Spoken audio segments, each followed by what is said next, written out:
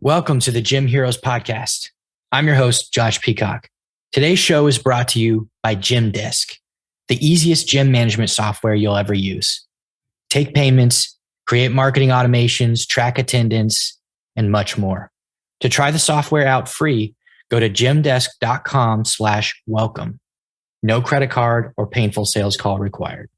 Our hero today is George Fourie from Martial Arts Media. Today, he reveals how to create Facebook ads that actually work to grow your student numbers without wasting your marketing budget. Without further ado, here's George Fourie.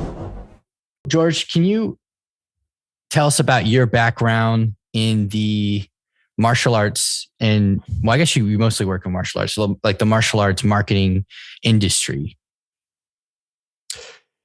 Yeah, so in the martial arts marketing, in the martial arts industry, just training martial arts or just working in the industry? Working in the industry, like working with school owners and even gyms. Yeah, so I backtracked. It could actually be, if you look at it unofficially, it's been about 10 years, officially probably about 6. It really just started out as a favor for the gym where my son was training at. And I've done marketing stuff for quite some time, digital marketing. And although I've done a lot of that stuff, I never really found something that I could really sink my teeth into or something that I really valued. And my son started training martial arts. I enrolled him. That was the first activity that he had as a 5-year-old kid. And so I would go to this martial arts school and I would sit on the side and just check what they were doing. And it kind of fascinated me just watching this whole martial arts thing, like I had no experience with it. And just seeing, for me, it looked like personal development in the physical form. Mm-hmm. And anyway, so I watched them training and I saw a few things that they were doing online with their marketing. And I just went up to them and asked them, hey, I've got a few ideas. And I just wanted to share them. There was no intention of, hey, I'm gonna do this as a business. It was really just a favor. And we started chatting, and I had a few suggestions, and they asked me if I wanted to do it. And I wasn't really keen on venturing down this whole, done for you, doing work for people in that sense, doing that type of services.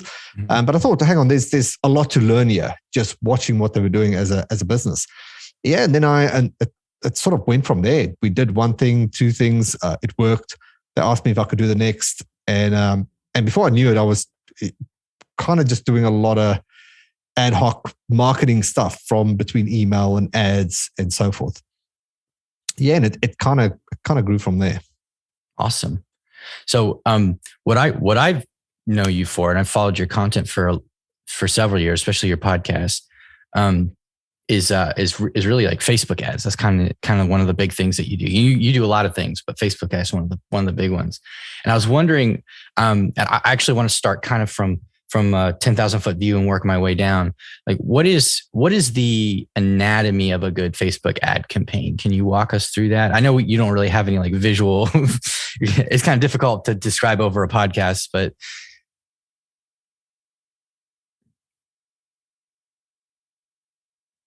Sorry, muted myself then. That's all right. So I could actually break it down quite simply, really, and we don't need any visuals. So we use a formula, and it's an age-old formula. I think it's Claude Hopkins that created it. Don't quote me on that, but it's called the AIDA formula. And a lot of people have heard of it. Depending on how much you know about it, will depend on the context of how you can apply it. But we've just modified it in the best way that works for martial arts. So for anyone that's not familiar with AIDA, AIDA stands for A for attention, I for interest, D for desire, and A for action.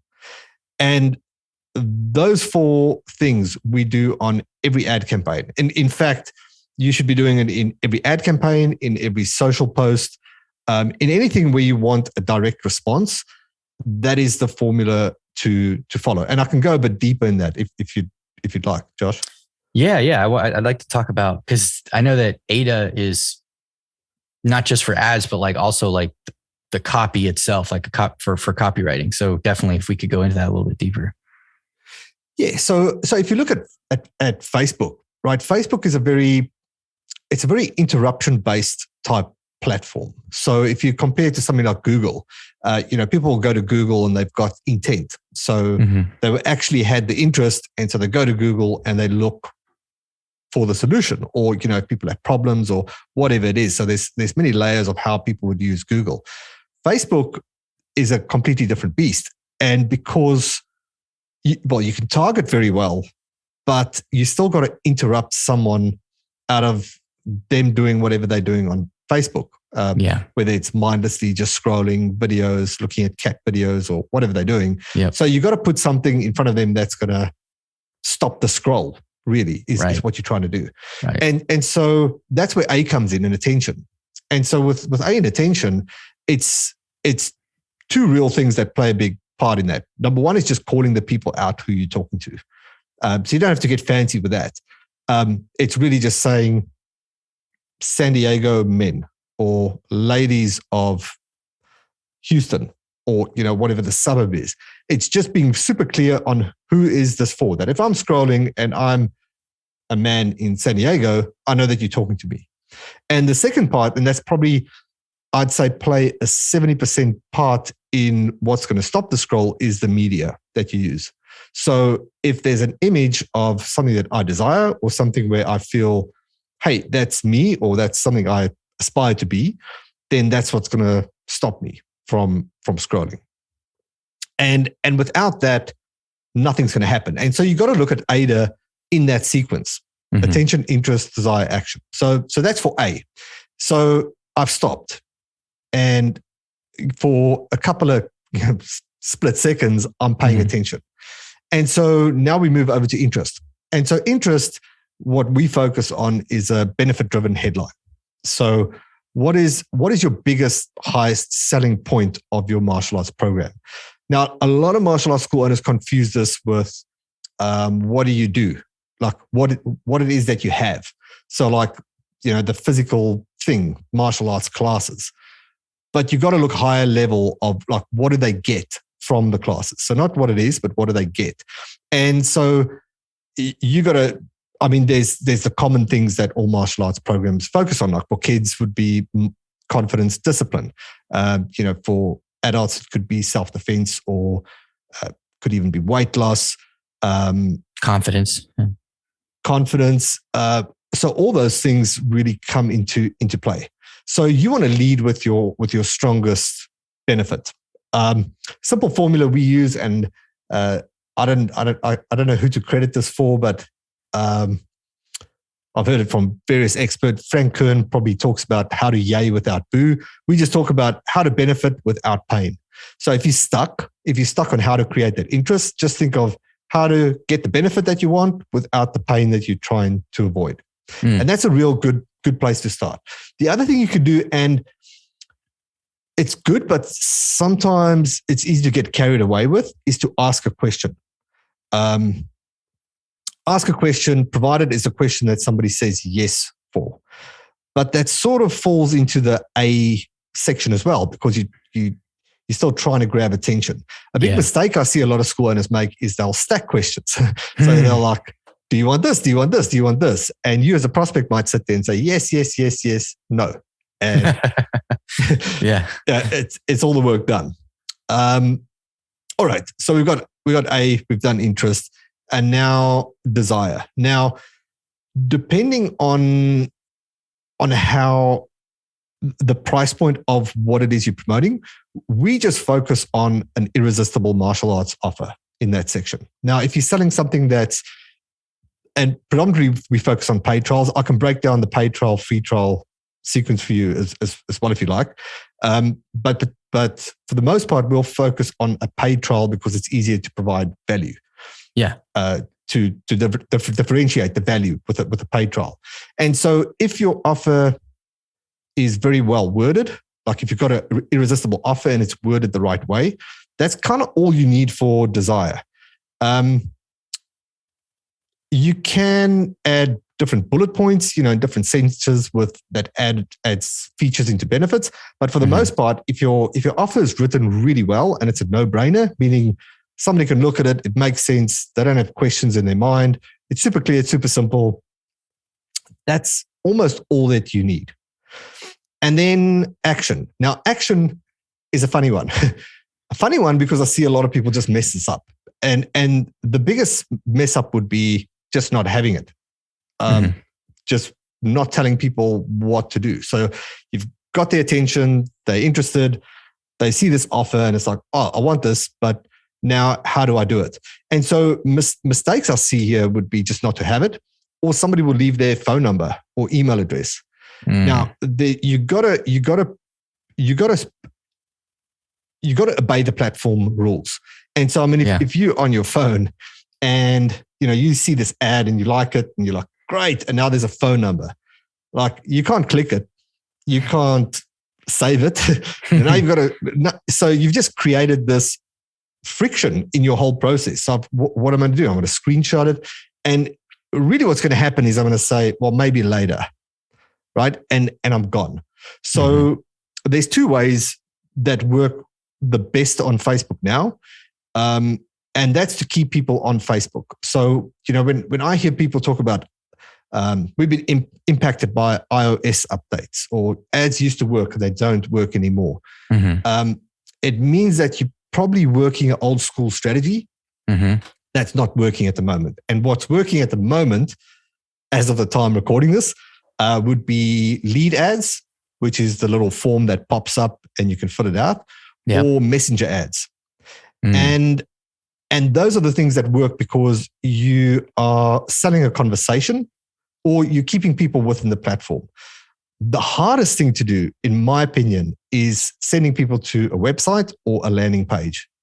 Because unless you are really good at what you do, and I mean, I'm talking really good, you know how to tweak, optimize, test landing pages, it's a hard thing to do, because now you got to test an ad, an offer, and the click through and make sure that all that works. So if you want to keep it super simple and know whether your ad is working, send people to Messenger and send people through a lead ad. Obviously, there's another strategy when it comes to that, that goes into more depth. Like we got what we call the Messenger sign-up method, where once people go into Messenger, then we follow them through a process to sign them up. But that sort of breaks down the basics. Awesome. That's a great breakdown. So I was actually going to ask you about like lead forms versus landing pages. So I'm guessing the landing pages I was an SEO, and I used to pay attention to what people were saying in the like lead gen department for like Facebook ads and Google ads and everything. And they were always saying like, external custom landing pages are getting more conversion. But what you're saying is that it's not at least not for martial arts schools. It's really not getting the better conversion. It's better to keep them on Facebook, especially after the Apple update. Yeah, look, so there's always going to be a case and a different case, and someone say, yep, but that works better for us and so forth. For us, we work with hundreds of school owners. And for me, I'm always trying to break things down to the simplicity. So, I mean, for me, I come from I'm a qualified computer programmer, web developer. 4 years ago, if you came to me for a marketing strategy, I was the guy that was going to say, you're going to need a good website. You're going to need to have the good landing page and all that in place first. But today, my advice is different. And I'm going to say, don't do any of that stuff, because what you're going to need is a good message and a good offer and a good follow-up strategy. And if you can master that, will a good website help? Yes. Will a good landing page help? Yes. But you can get traction without any of that. I mean, we had one of our members, Sam, who lived in a super small town, like I think 5,000 or 10,000 people in the town. And he still managed to have a school of 150, 160 students and still didn't have a website, because he would just follow the same strategy.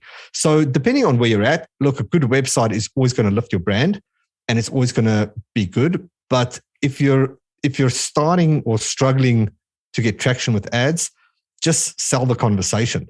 And yep, there's a place where you can use a website and use a landing page. But if you're struggling, start with a messenger and start with that, because that also proves your offer, right? Because I mean, if you think of, if I'm on Facebook, the easiest thing for me to do is click send message or fill in a lead form that's pre-filled. And if I can't do that, if your ad hasn't enticed me enough to do those two things, I'm definitely not going to do anything on some external page and then fill out details, etc. So, yep, if you're not, if you potentially have capacity and your ad is so optimized and you're looking at, all right, how do I scale this to the next level? Yeah, there could be definitely a place to do that with landing pages and so forth. Awesome. That sounds great. So let's back up a little bit. And I wanted to ask you, like, what should the creative look like? What are some general principles for good creative for martial arts schools and fitness businesses if you work with them too? Yeah. So, well, we focus on martial arts. Let's start with video and photos. So there's this, and I don't want to debunk it. I'm going to say it's wrong, but there's this, I think it's a bit of a myth that video outperforms photos on ads. Maybe in social media, yes, but when it comes to a direct response ad, I would go photos every single time. And the first reason for that is doing a really good video is really hard. And even the guys that are good, in inverted commas, at video don't necessarily understand the sales process and the triggers that need to be in place that's going to present a good sales proposition. But when it comes to photos, you can test real quick. And I mean, every time we run an ad, we'll run 3 to 5 ads against each other to test the best media. So we never go with our gut or think this is the big thing, or, we spent thousands of dollars on this, so it's got to work. We let the data decide. So we're always testing different forms of media, well, images. And to do that quick, it's best to just have photos and you just eliminate from there. So what have we found that works well? Smiley faces, happy smiley faces. Yeah. Big crowds don't really work. It's really hard to get a vibe and a feeling from a lot of people. Yeah. If it's karate based, some form of action, like a punch, like real straight or kick. If it's young kids, the cute factor can really help, if they're really cute kids. And then a real little, and we always do an overlay of the offer on top of the image. So if you've got an image, we'll put something on top of it. What's a real good trick to do with that? Well, 2 things. One is make sure it's diagonal, so that it's not straight. Because if you think Facebook is sort of straight down the line, if it's like sort of straight vertical or horizontal, it just flows with everything. But the minute something's diagonal, it breaks the flow of someone scrolling. So it's always good to have something on it, whether it's a triangle or a couple of triangles or something that's not straight. That's real good. And this is something that's been tested in marketing a lot, is if there is a form of action, and with martial arts you always have a form of action, then make sure that the action actually points to where the offer is. So there's no point in me punching here, but then the offer is behind me. Then the focus is away. So so always think of where's the action going. And we got a course in our program called the smartphone photography masterclass for martial arts. And so a good friend of mine, Francine Shaper, she's a professional martial arts photographer. And so she broke down all these different elements. Another thing, if you're taking your own photos, is just to pay attention to what is around the photo. Because, you're so focused on taking the photo that you forget that there's an overflowing dustbin at the back, or there's wires from a timer or something. So as much as you're paying attention to the photo, make sure you pay attention to what's behind the photo. Yeah. And I'll add one little ninja hack, especially if you don't, if you're not that good at taking photos. We sometimes will take a photo and we'll just enhance the, the contrast. And if you're in something like Canva or something, you can just take the contrast to 30% and it creates this contrast between the colors, and that makes it pop more as well. Oh, that's neat. So that the contrast, I guess that makes it kind of saturated, or is that the wrong word? It's probably more, I wouldn't say potentially saturated, but more contrast between colors. So it just makes it pop a bit more. Yeah. Facebook's all about, although you can have black and white photos work well as well, depending on the contrast and other elements. But for the most part, if something pops out, it's bright, it's going to get more attention. Awesome. So investing in good photos is really good, or at least just learning a couple of good photography chops.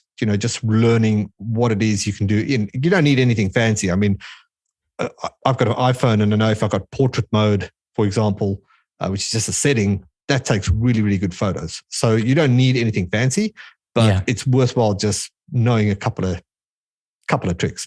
Yeah. Yeah. That's awesome. I love Canva. Highly recommended. How do you keep ad spend down, or like when do you know a campaign might not be worth it? Like maybe it's time to move on to something else. Right. Good question. Okay. So it comes down to the strategy and then knowing your numbers. So the first number you got to know is, well, here's the thing. It's really easy to get obsessed over the cost and the cost per click. And I always see this in Facebook groups. People are talking, well, it's, how much are you paying per lead? What is the cost? And it's good to pay attention to that, but you got to compare against your own stats. More importantly, if you want to really, and if you're not a big numbers guy, the big thing that you can look at is what is the number that you're getting in return? And I always use this example. I mean, let's say you go to the casino and you find a slot machine and you put in $1 into the slot machine and it gives you $2. And you put another $1 and it gives you $2. Like, how many dollars are you going to put in? As many as you can. Yeah, all of them, right? And so you're going to keep spending the dollars because it's giving the return. Now, I mean, what if you went to the same slot machine again and you put in $5 and now it's giving you $10? Again, you're going to do the same thing, right? You're not going to go and say, well, hang on, I was just spending $1. I'd rather just get my $1. I just, it's too much. I'm just going to keep spending my $1, or I'll walk away. And that's what a lot of people do when they run ads, is they break their growth sabotage their growth by cutting their spending and focusing on the wrong metric. So how do you get to the right metric? Well, first up, what is a student worth? So you can look at lifetime student value, like what is a student actually worth? That's really helpful, because if you know that a student is worth $2,500 or $2,000 or whatever that number is over the lifetime, that's a whole different story, right? Because now you know the money is coming down the line. Now, if that lifetime is 10 years, that doesn't help much, right? So you also got to be realistic about cash flow. So something that I learned from Mike Rhodes, is a Google expert way back in the day, was to look at, you can look at lifetime spend, but it's good to look at what is a customer worth over the next 3 months. So what is a student, or if you're a gym, what are they worth over the next 3 months? And then if you look at that, how much of that will you comfortably spend, or spend with a smile, to acquire a new student? And that'll give you a good metric, right? So if you look at, all right, well, this is what they're worth. This is what they're worth over 3 months. What would I spend? Is that 100, 150, etc.? That is a good metric to work with, because now you know, all right, when I start spending more than that per student, I've got to pull back. Okay, so you got to start there. Now, how do you go about the strategy? Well, the strategy to get ads going, you've got to, there's a few things, right? And like we do a lot of coaching with this in our group. And sometimes you're recommending this and then you're recommending that based on the situation. So you could give advice that's works sometimes, but then you got to change gears other times. But typically what we'll always do is we'll always start with a test. And this is so important. And, sometimes you're time poor and you just think, well, I'm just going to get this ad up. I just want to get it up. But it's the biggest mistake you can make. And I mean, we've seen it where we'll run a test on an ad and then one ad. And so just to break down what we mean by test is we're testing one variable. And so what I mean by that is we'll create an ad. And so this will be the ad copy. We'll follow AIDA, attention, interest, desire, action. And the first thing we'll do is we'll test 3 different images. And the reason why we test that first is because that's what's going to get tired the quickest. Tired meaning people see this ad the most frequently, the image. That's the thing that they're going to get bored of first. So we test 3 images against each other. And it's really just a numbers game. And so we'll take the ad live and we'll typically probably do $5, total of that it works out about $5 per ad. And then we'll just run it for 72 hours. And then 72 hours later, we'll look at, okay, what do the numbers say? So we'll look at, all right, well, what got a conversion, what didn't? In our group, in our partners group, guys will normally just screenshot it and throw it up in the group and say, all right, well, where do we go from here? And then it's just elimination, eliminate, and go with your winning ad. And sometimes the difference is vast. Like, one is $5 a lead and one is 15. So that's a big thing right there, because if you skip that test and, you spending $500 or $1,000 or $2,000, whatever you're spending, you immediately cut your results by a third by just not doing the test. And the thing with this is you never know. You just don't know. You might think you got the best image in the world. You just don't know. I mean, there's some ad accounts we've been working with for 5-6 years. And it's funny, we've got like a dozen pictures that we use and they all work at a different time for a different scenario and they all convert, but we never know when. So we always run the test and then we go with that one as the favorite for the campaign. So that's, that's where you got to start. You got to know your numbers and then you got to do the test. And then once you got your winning ad, there's a few strategies you can take.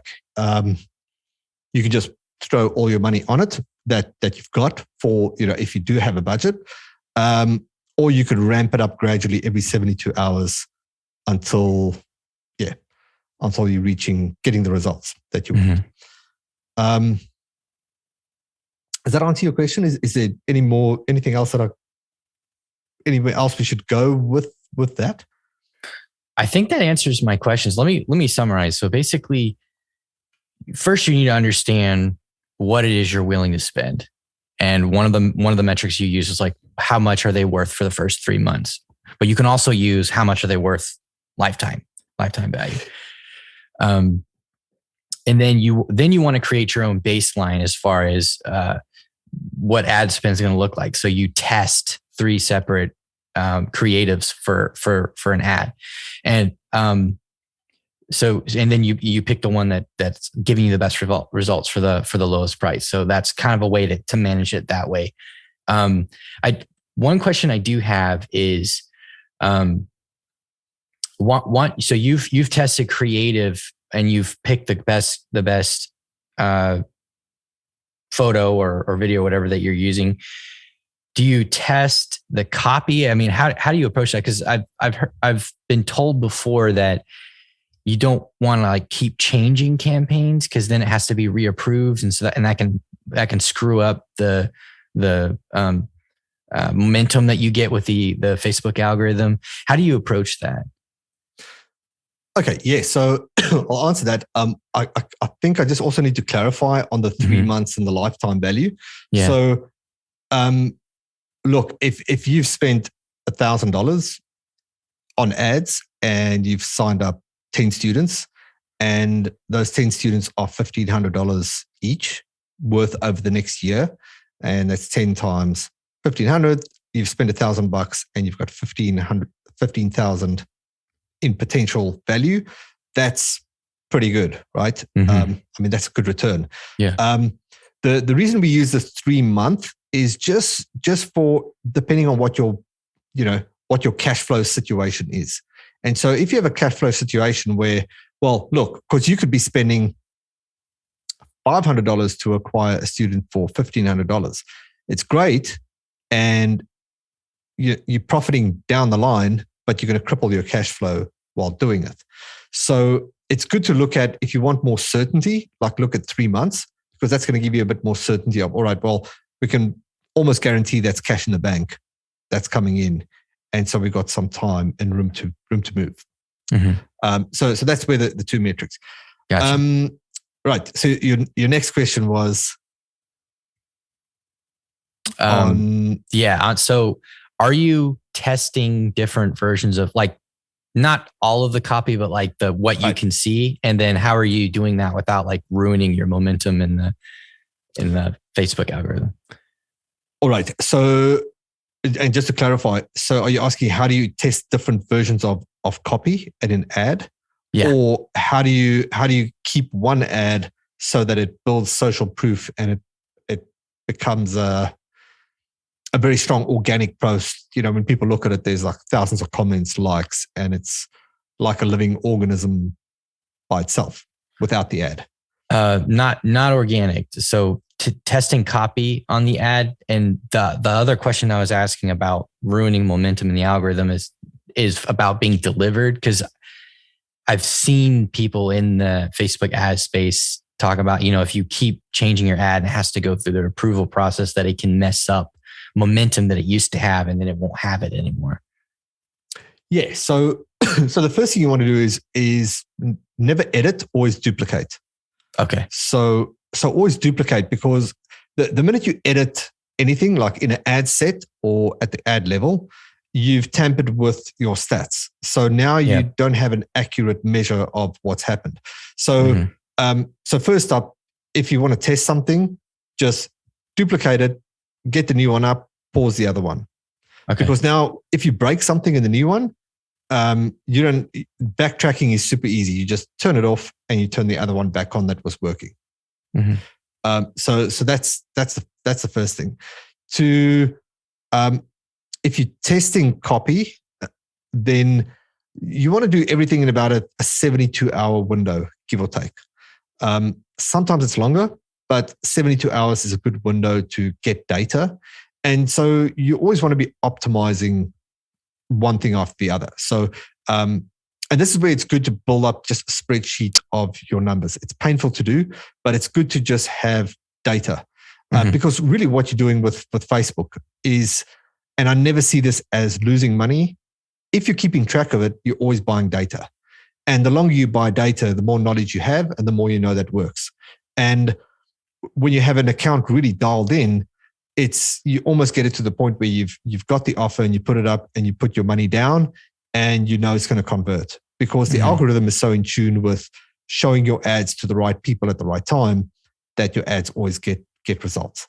Yeah. But you got to build up to that point. So if you want to split test different copy and things like that, you got to do it in different phases. So if you had, like, let's say, for example, you're on an experiment phase, and so you run a campaign and you've got your ad copy, and then you go test the images. So that's one variable. So you can only test one variable at a time, right? And just to clarify that, just in case it doesn't make sense, you can only test one thing at a time, meaning if you're testing a headline and an image and you get a result, you don't know what one. Yeah, you can't attribute one. Yeah.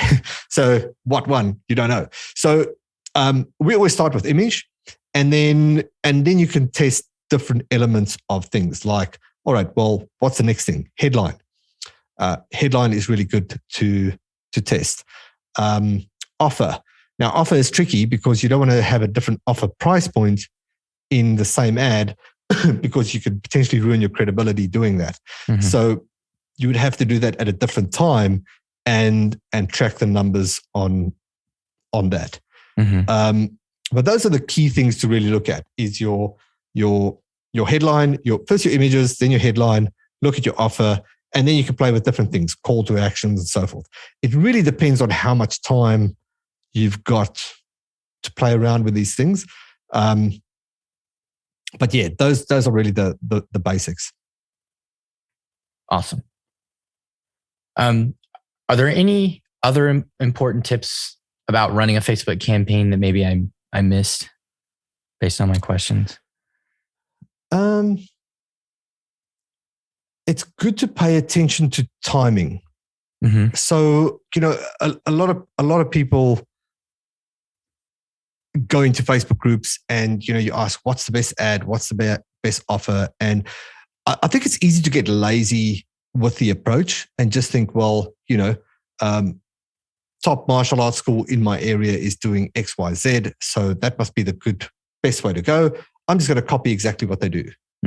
Now, maybe you're right, but more than likely you're wrong. And the reason why is you are trying to recruit students and you're not in the business of selling paid trials. So having the strategy congruent is super important. So it's super important to know your own numbers and what converts for you on the back end. Because somebody might be running a great paid trial offer, great or not great, and you don't know what happens beyond that. So you don't know, do they have a second offer? Do they have a follow-up offer to make sure that people join? Or how do they reduce the time from when they start a trial to when they become a member? Or, what is the sales process? How do they go about that? So there's so many other variables that you got to look at. So it pays to get educated about offers and this, because this, in my opinion, it's the make or break of your business. If you know how to put the right offer in front of the right people at the right time, and you know how to follow them up, and you know how to take people from trial, curious to serious to signed up, then there's no stopping you in your business. And you never have to be at the mercy of an ad agency that's going to have to do it all for you. That's good one day, bad the next, cheap one day, super expensive the next. One day they work, one day they're not. Nobody's going to value your own money more than you. So I know it's not the advice that everybody wants to hear, but learning this stuff is what your business thrives on. And if you know that this is what brings in the money, leaving it to someone else to do and hoping they do a good job at it is, I just see it as it's risky, right? Yeah. Especially other martial arts schools. I just don't trust it. Little bit of shade there, but that's just kind of how it is.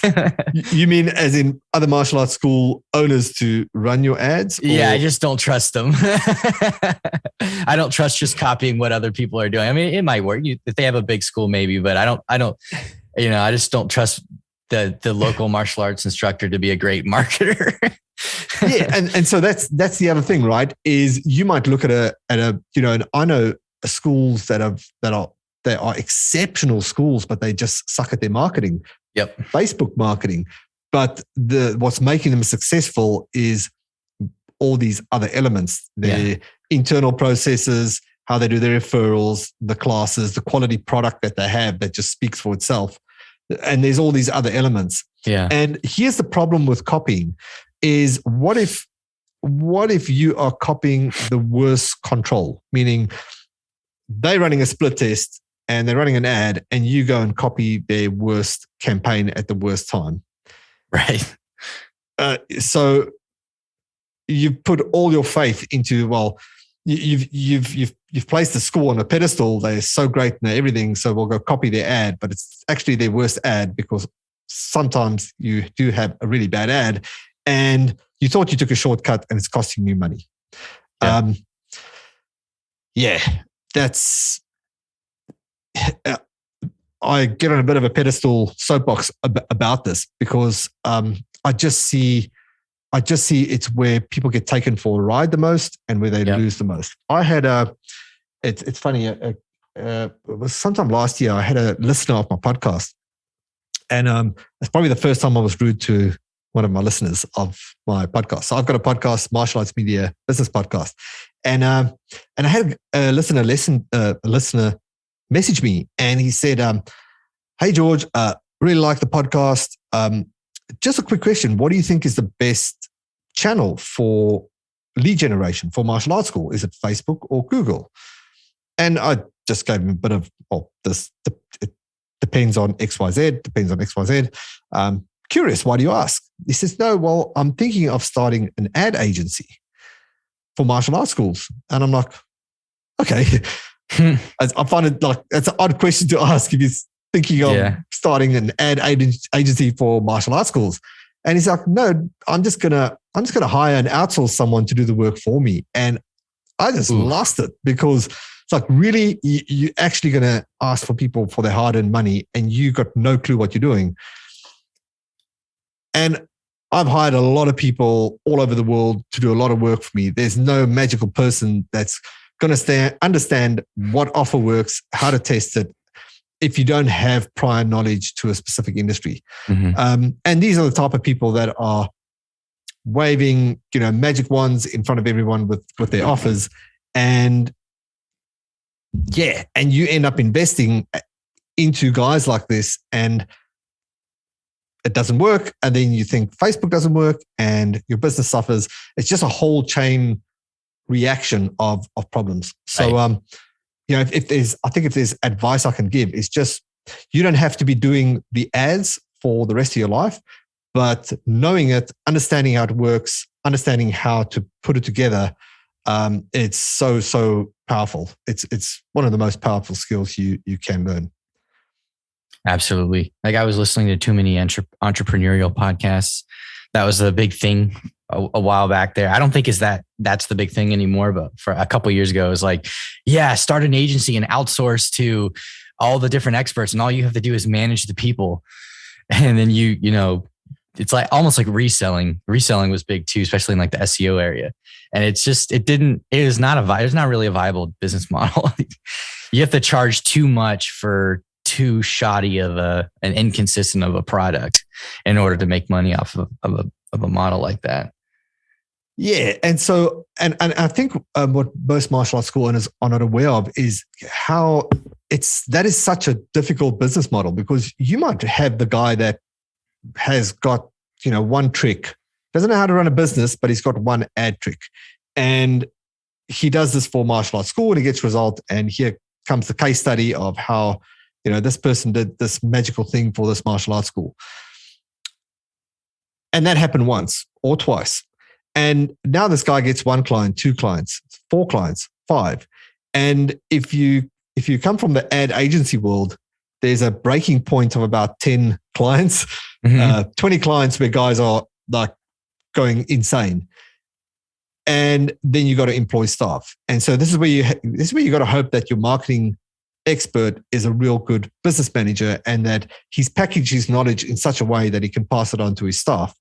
And the problem is, in a space like martial arts, where you're dealing with small businesses, is you can't charge a premium like all the other ad agencies are. I've got good friends that are ad agencies that run ad agencies, and they're very niche, and they'll start at about $4,000 a month. That's what you pay them. Yeah. Some will do $2,000 a month, but you have to have an ad budget of about $4,000. And then they want to know that your offer converts, it's proven. Yeah. There's all these requirements before they would even work with you, because it's not easy, right? There's no flick of a switch. So yeah. Anyway, that's just a glimpse into it's not to fearmonger, and I'm sure there are good guys out there, but I've seen the best guys not become the best business owners. And then the problem is, when you don't have the knowledge and you don't have the data that you carry with, is you have a good run for 2 years and then you're back to where you were. Whereas if you had invested 2 years into having a background and understanding of everything, you're empowered and you can just get different hands to do the work, or an instructor, for example. Yeah, absolutely. One last thing is try like the cost of we're really talking, I guess, in the context of a trial offer. That's a paid trial offer. I think martial arts have kind of, I mean, there's a wrong way to do a free offer, but I think that's kind of the thing for the martial industry. So it's not really worth talking about. But for as far as what you're charging for a trial offer, what is are there any rules of thumb? Like, can you be high? Like, can you charge $300 for a trial offer straight from a Facebook ad, or does it need to be more like, $20, $50, $100, something like that?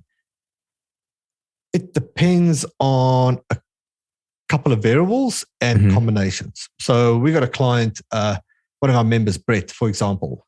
They do really well, and they run in the sort of $199, $200 type of range. Now, I'm not going to give specifics of the length of the offer and what's included, but they run a higher offer, and they do it because it's a filtering mechanism, right, for the capacity that they can handle. So again, you could look at a guy like Brett, who's been in the industry for 25, 30 years, and they've got a thriving business, and they run that type of offer because it filters the intake that they can take. And so this is again why I say it's so important to understand the back end before you just grab and think, oh, that's the best offer, because there's something completely different happening with that.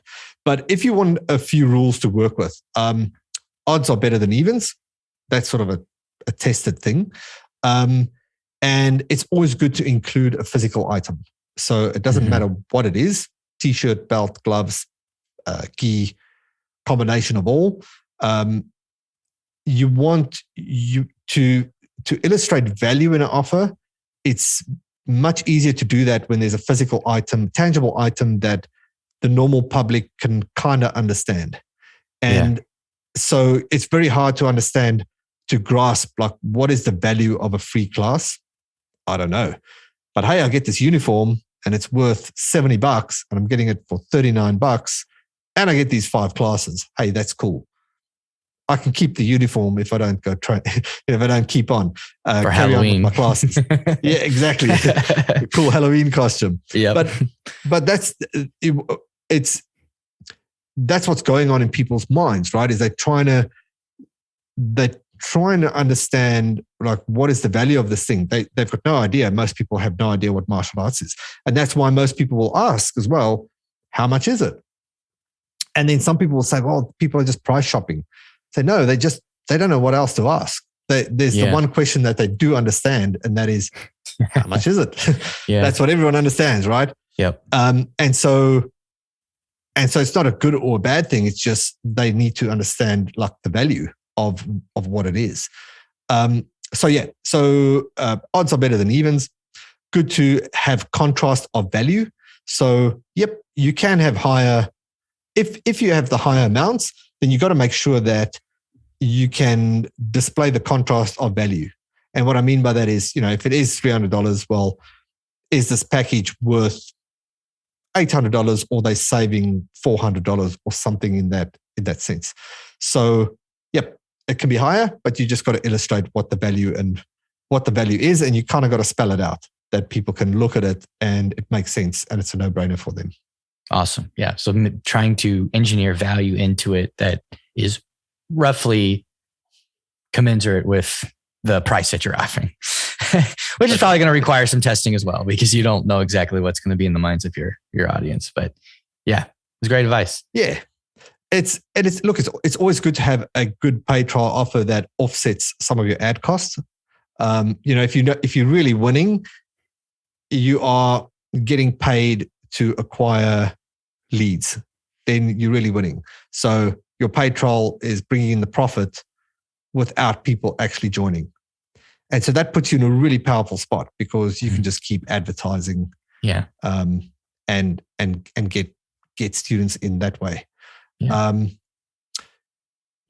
you got to play around with the numbers, and you got to make sure that you look at the entire process, because you might have a great paid trial offer in the front end, but it's destroying your club's culture. and it's bringing in the wrong crowd. And in that case, you might push the price up and you get a better quality type of person that's applying, that's more suited for your school, and maybe it raises the conversions on the back end. So you got to look at everything. Like it's not just what's happening on the front end, it's what's happening on the back end, and how congruent is your sales process from front to back. Yeah, very cool. Where can people find you? Yeah, so I mean, if you want to get on a plane, no, that would be cool. I'm not opposed. Yeah. No, where are you? What's your website? What's your podcast? Yeah. All the whole rigmarole.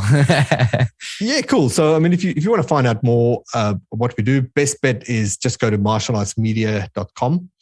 We got a podcast that's Martial Arts Media Business Podcast. Where we talk about how to attract the right students, increase signups, and retain members. Combination of solo podcasts and interviews with martial arts school owners from around the world. If you want help, or want to brainstorm a couple of ideas, get ideas on your ads, what works, what doesn't, best bet is just if you go to our website, martialartsmedia.com, go martialartsmedia.com/scale, so SCALE. And we've just got a short little questionnaire just asking you what styles you teach, what is it that you're stuck with? What do you need help with? And then we just jump on a real short 10, 15-minute call, have a quick brainstorm and work out if or how we can help. Real simple call, nothing to buy on the call. It's really kind of an assessment just to work out, hey, we can potentially help you or we can't. And if I can't, happy to share any resources that we can. Or, if we feel we can help further, we'll probably just get on a Zoom call and have a chat and see if we can help any further. Awesome. That sounds great. I know that your podcast is highly recommended. I've learned a lot from it. So I definitely encourage the listeners to go check that one out. That is the Martial Arts Media Business Podcast. There we go. It's a bit of a long name. Yeah. But yeah. I had to be very careful how I said it so I didn't mess it up. I mess it up. Did I just say Martial Arts Media Podcast? Yeah. Anyway. Yeah. So maybe that's what it should be. Exactly. Maybe it evolves. Yep. Cool. Well, George, thank you for coming on, and I hope we can do this again sometime. Sounds good. Thanks so much for having me, Josh.